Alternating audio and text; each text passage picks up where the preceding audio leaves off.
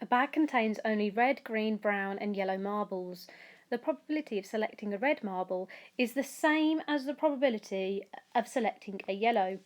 The probabilities of selecting each colour are shown. So we've got red and yellow is missing at the moment. So the first thing we need to do is figure out their probabilities.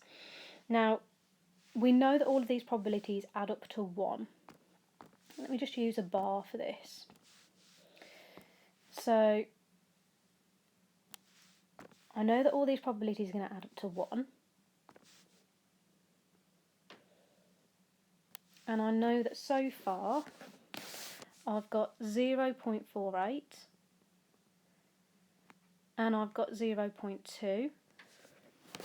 And I know that these last two, I'm not sure, they're red and yellow, but I know that they're actually the same. So let's work out what this bit is so far. So 0.48 add 0.2, which is going to be 0.68.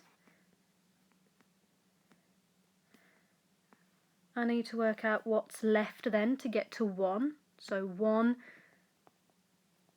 take away 0.68. 10 take away 8 is 2, 9 take away 6 is 3, so I've got 0.32.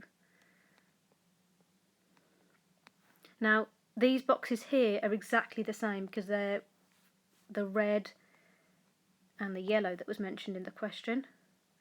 They represent exactly the same amount, so I need to divide the 0.32 by 2, which ends up being 0.16. So I've got 0.16 in the red and 0.16 in the yellow. It says find the probability of selecting a yellow or a brown. Now we're going to have to use the OR rule here. And when it's the OR rule, that's when we're adding our probabilities. So the probability of a red, it's a yellow, not a red. The probability of a yellow was 0.16